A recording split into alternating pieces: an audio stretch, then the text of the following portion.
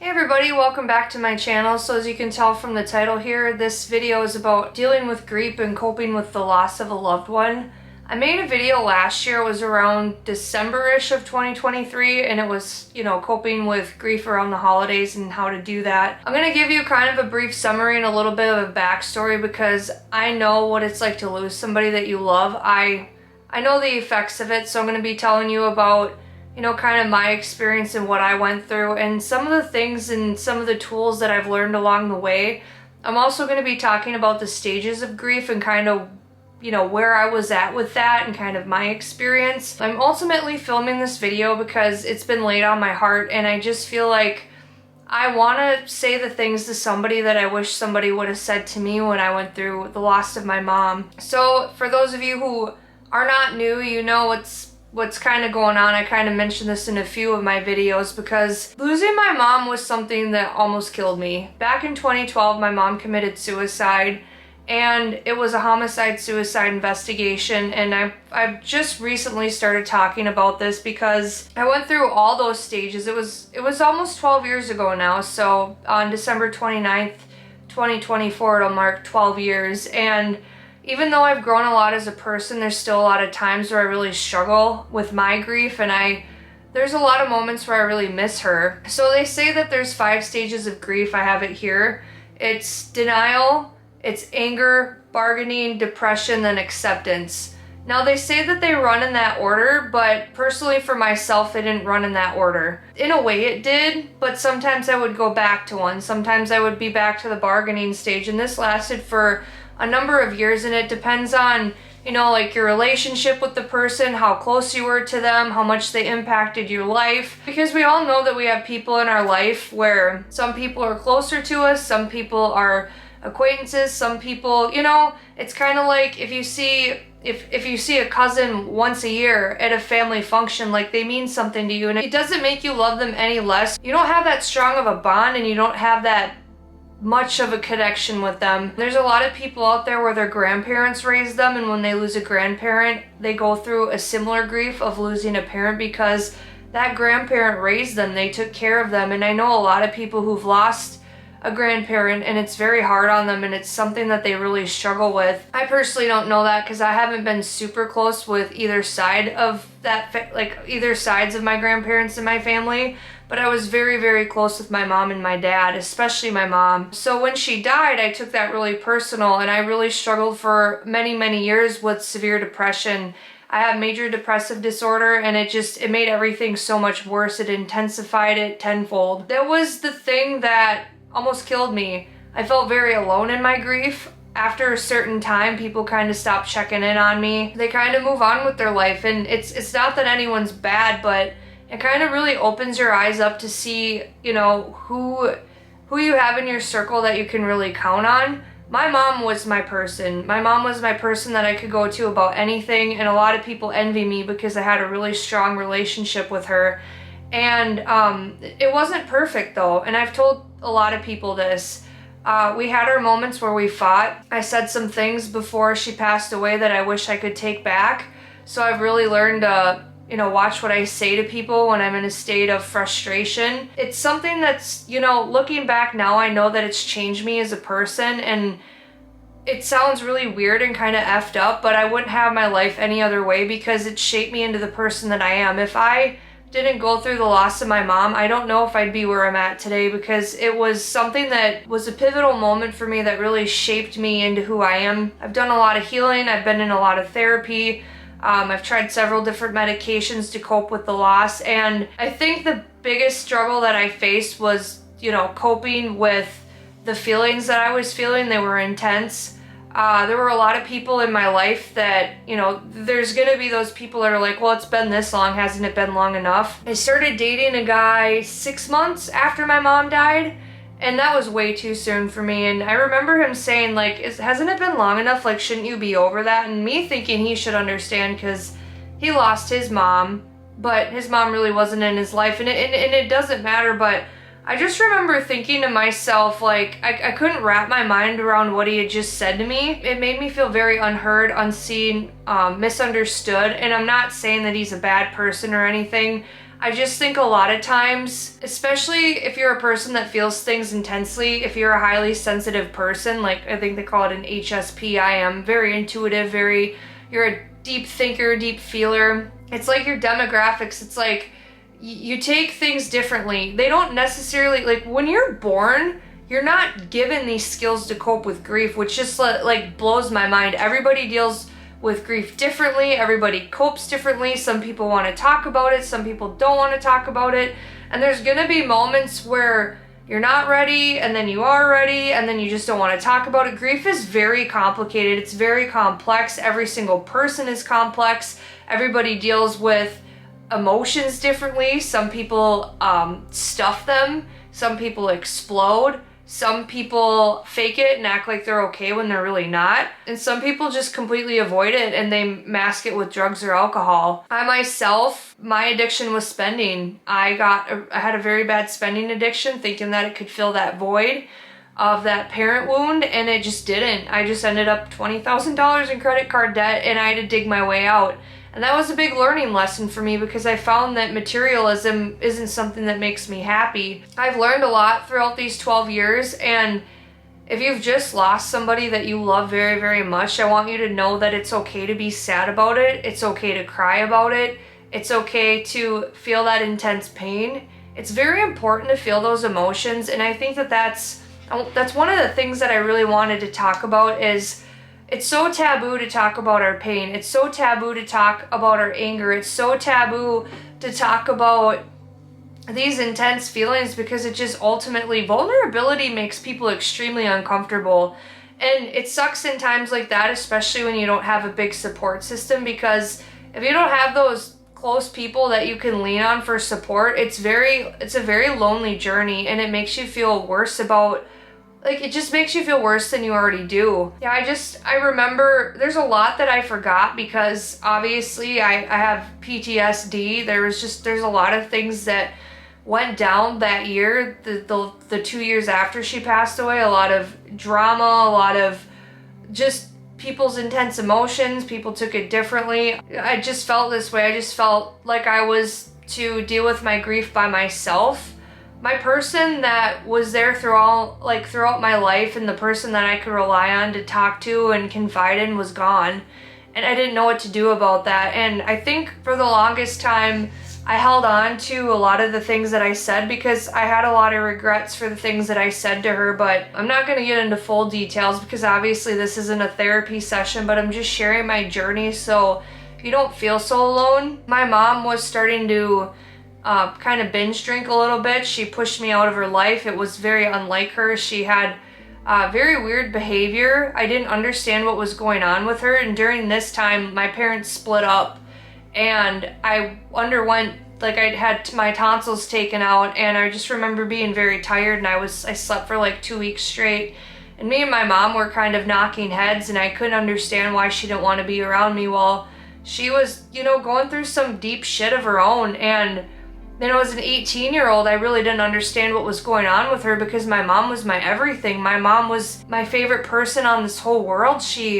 She was a light, and darkness caught up with her, and it consumed her, and she really lacked self-esteem. And she's one of the greatest people I've ever known in my life. Everybody has their shortcomings, and there's some things that I said before she passed away that I held on to for a very long time, and there's still things that I'm very sorry for. And when you say things to people, you can't take them back, and maybe you're sitting there on the other side of this screen and you lost somebody, and maybe your last conversation wasn't pleasant. I know it's easier said than done, but please don't hang on to that. Forgive yourself, because if they were still alive, you'd make amends with them.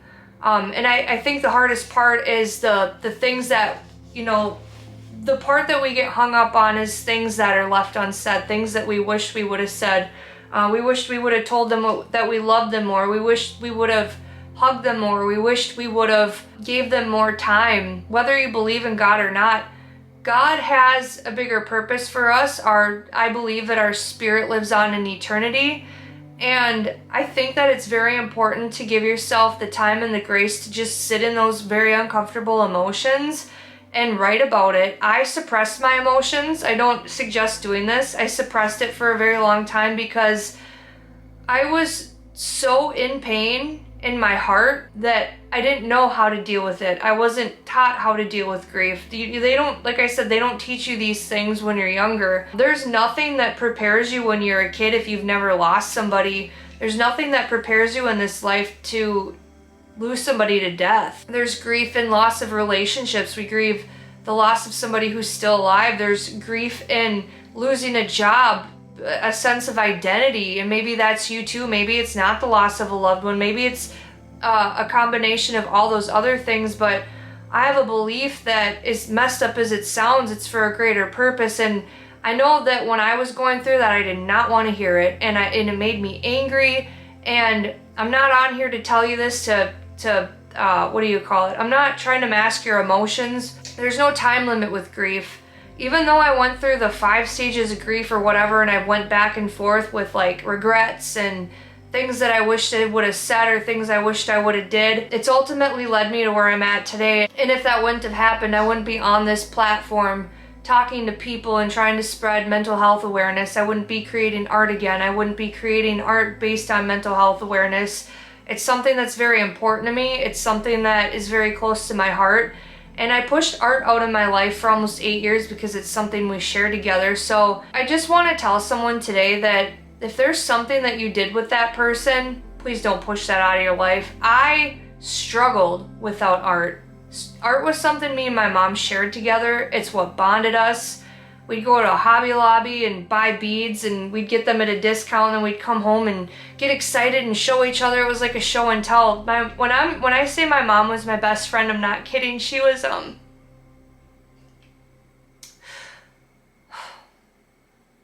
great. Even though everybody has their flaws, she's great. There is no time limit on grief. You can go through all the stages and you're still gonna miss them, and that's okay. It's okay. It's okay to miss somebody who's gone. It's okay to feel like you're never gonna get over it. There's different stages in life and there's different waves, and you just have to ride the wave. And if anyone has ever told you that you should be over that by now, I'm really sorry, because I've been told that before and it sucks. And I just want you to know that I understand what that feels like, and it's hurtful, and sometimes people don't think before they talk, so I'm sorry. I was saying something along the lines of all of that pain and all of that sadness and all of that grief. Oh, I was saying that I pushed art out of my life for such a long time.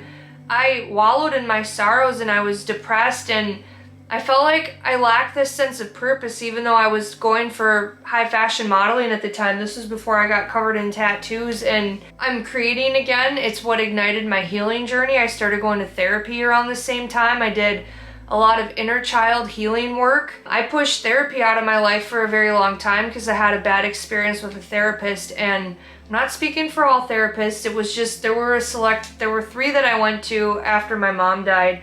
The first one told me that I need to this was not even 6 months after my mom died. She told me, you really need to let that go, whether it was a homicide or suicide. After that, I was done talking to that woman. The second therapist was a guy. I had 1 appointment, and then this was like, I think 2 years after my mom died. And he ended up telling me, I think you're good. I don't need to see you anymore. And I'm like, dude, bro, are you serious? Did you look at my history and how many medications? I was highly medicated to do day-to-day tasks. I don't think anyone really knew how bad I was struggling. And then the third therapist was helpful to get me out of a relationship that I was in, but she threatened to admit me into treatment. And after that, I swore off therapy for a very long time until I had a conversation with God. And I was like, hey, I'm talking to you right now, God. I'm telling you that I'm gonna try therapy one more time, and if it's not a fit, I'm never going back. And my therapist was one of the most, she was one of the best things that happened to me, and she's one of the things that I attribute to my healing journey. So if you're watching this, I really appreciate you. I'm sharing my journey, not because it's about me. I just want someone to know that I went through a lot of the same struggles after losing somebody, and it's very hard to, and you're never gonna get over that. You're never gonna get over the pain, you're never gonna get over the grief. Sometimes I think people say that to you because they haven't dealt with their own emotions and they're afraid of confrontation. They're afraid to face themselves. And sometimes people are a little bit intimidated, and not everybody feels emotions deeply. Some people are more reserved. Some people sometimes it sucks because you watch someone lose someone and it seems like they moved on so effortlessly. And then there's times where you might be just like really struggling. You're like being hard on yourself, like, God, why am I having such a hard time with this? It's normal. It's normal, and I'll be the first to tell you that. One of my biggest fears was, and kind of still is, you know, when I do get into a healthy relationship, and say if I decide to have kids or get married, my mom's not going to be there. And for the longest time that made me really sad, and it still kind of does. I went through excision surgery of endometriosis. My mom wasn't there, and it sucks when they're not there for those big moments. And it's not the same whether they're in the clouds or not, whether they're, you know, people are like, well, they're with you in spirit. And it's like, listen, I know that you're trying to help me I know that you're trying to help me feel better, but that makes me feel worse about it. So I think that people really try and fill space with words because they're kind of uneasy about the situation. Maybe they don't know what to say to make it better, and I'm not making excuses for them, but not everybody understands to a degree because not everybody has lost somebody that close to them. It's kind of like a death of your soul. There's like, you know, I think a lot of it of shattered glass, and I felt like my heart was shattered and there's a piece of it that's forever going to be missing because it was her. Or maybe that piece is back in there and you've done the healing and there's still going to be that scar and you're still going to remember it because of that scar. And I think that the reason why grief hurts so bad, whether you've lost somebody that you love, whether it's a job or a romantic relationship or a friendship that ended, is things that come to an end are very hard. Sometimes we don't have closure, sometimes we don't have the answers, and a lot of times we can't wrap our minds around the depth of what just happened to us. So if you're watching this today and you've lost somebody or you've lost something or you're just having a really hard time in life with the loss of a lot of things, my heart really goes out to you, and I wish I could give you a hug on the other side of this camera because I know what it's like to feel like you're alone in your pain. And another hard thing too is when you're going through the grief, you have your family around you that's also going through grief, so you don't really have the support. And sometimes when you're the strong person and you try to be strong for everybody else, your pain kind of gets ignored or forgotten. And I just want you to know today that your pain matters, and if they didn't mean something to you, it wouldn't hurt so bad. Love is depth. When people lose somebody that they love, whether it's, you know, by a passing or it's a romantic relationship, say you're with somebody for 8 years or even 3 months, love is extremely deep. Love is very passionate, and love is the healing of everything. And when you lose something like that, you grieve it, and it's okay to grieve it. So I don't know, I feel like I did a lot of repeating of myself in this video. I just wanted, I don't know, I've been feeling on my heart for the last 3 weeks that I wanted to create a video for someone out there that did lose somebody that they love. And I'm not telling you how to deal with it. I just want you to know that I've been through it too, and it sucks, and it's okay for it to suck. And your pain matters, and your feelings matter. They're valid, and I see you, even though I can't like physically see you, spiritually I see you. And I just pray for your heart to heal. I pray for happiness to rush over you. I pray for just peace to rest over your soul. I pray for your grief to get healed. I pray for your grief to not be so deep. I pray for your healing. I pray for better days for you. And I pray for God to give you the tools to work through these really hard times. And it sucks, and it's okay. So if you watched the end of this video, I hope it helped. Maybe it didn't make any sense. I kind of feel like I'm not making sense. I had a lot of different points, but I wanted to record this because I feel like there's somebody out there that could use it. Anyways, I hope you have a great rest of your day. I've been doing a lot of these sit-down videos. Get used to it this month. Anyway, till next time, my homages. Peace out. Bye!